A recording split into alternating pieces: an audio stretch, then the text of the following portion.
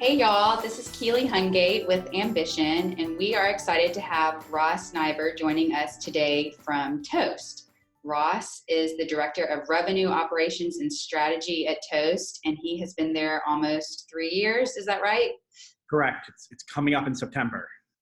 So tell us a little bit about Toast. What do you all do up there? Yeah, so Toast is a restaurant technology company. Our core product line all revolve around point of sale technologies. So bringing really good cloud-based point of sale systems to the restaurant market specifically. This is an industry that for years has been underserved by technology vendors.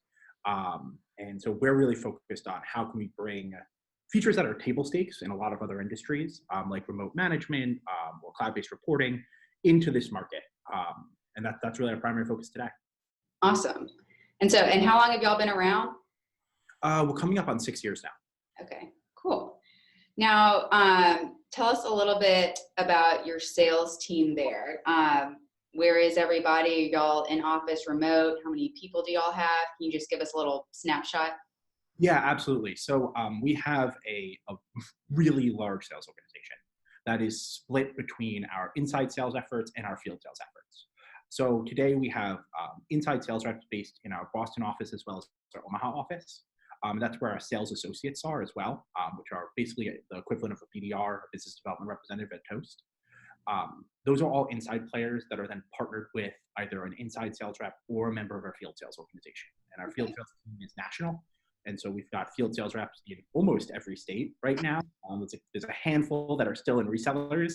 I'm looking at you, Alaska, and someday maybe we'll have a field sales rep. Not quite yet, but we'll get there. But we've got right now, I think, about 200 and change people in closing roles and another 125 people in SA roles supporting them. So Wow. we're about 350, 400 people right now, but growing incredibly fast. Okay.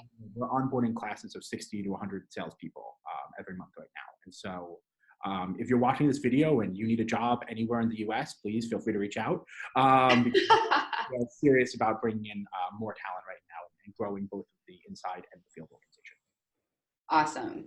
Okay, well, let's jump into our questions. So our 3 questions today are all around visibility and recognition on the sales floor, which we talk about all the time here at Ambition. But both of those things are incredible motivators, and they provide a layer of accountability that you really can't get any other way. So let's jump into it. So give us your take.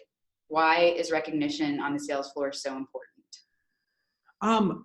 Look, it's one of those things that you just get more from players that have clear goals.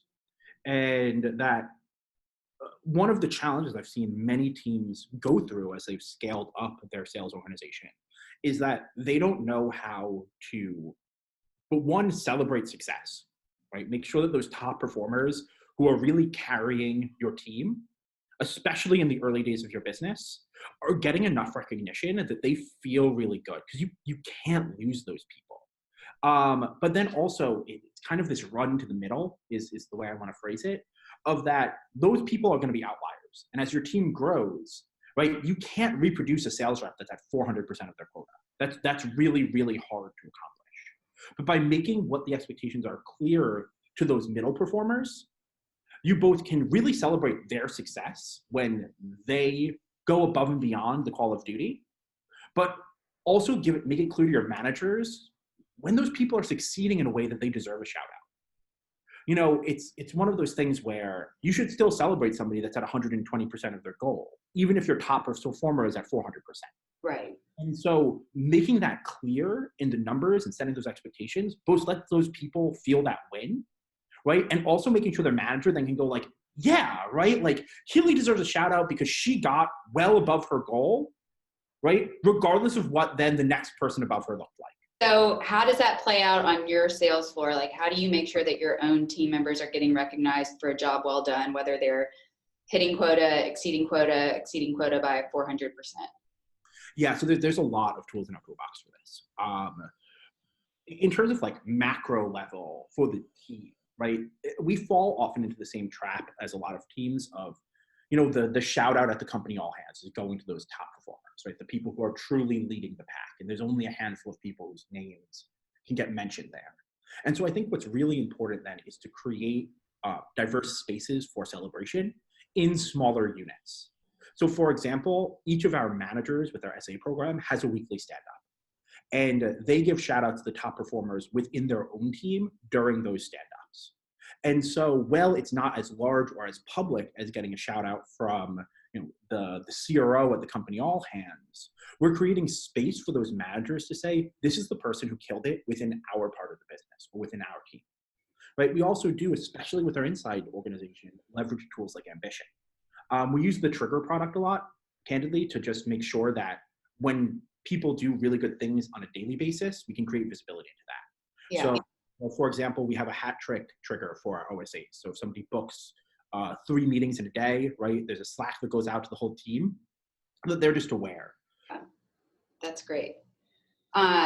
So kind of to your point, you've been touching on this all along, but we talk a lot about how you move the middle, and that sales coaches have a tendency to focus on those top performers that you're talking about because they're fun, they're engaged, they're great at what they do, and it is easy to focus on them, and it's rewarding to focus on them. And then on the flip side of that, you've got your bottom performers who are, there's so much room for improvement, and they clearly need some sort of help or guidance. And so you have your coaches spending an inordinate amount of time with those bottom and top performers, and the middle performers, who are the largest chunk of your organization, kind of get left out in the cold sometimes. But really, when you think about just going off of sheer numbers, if you are getting a small but meaningful lift out of that middle chunk, then that can really move the needle for your organization. And so, so how does that play into what you are doing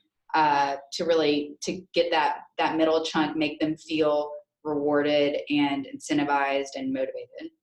Yeah, absolutely. So, we could go back to things like the smaller denominations of your team, right? Like, not every shout out needs to be on the organization level, right? Creating more space for those kinds of shout outs, you're just inevitably going to make room for the managers to recognize and celebrate different performers than the person who's at the top of the list every single day. I think, though, there's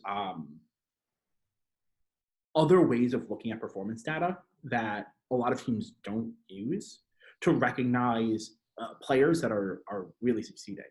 One example is just looking at things like most improved performance instead of just looking at top performance.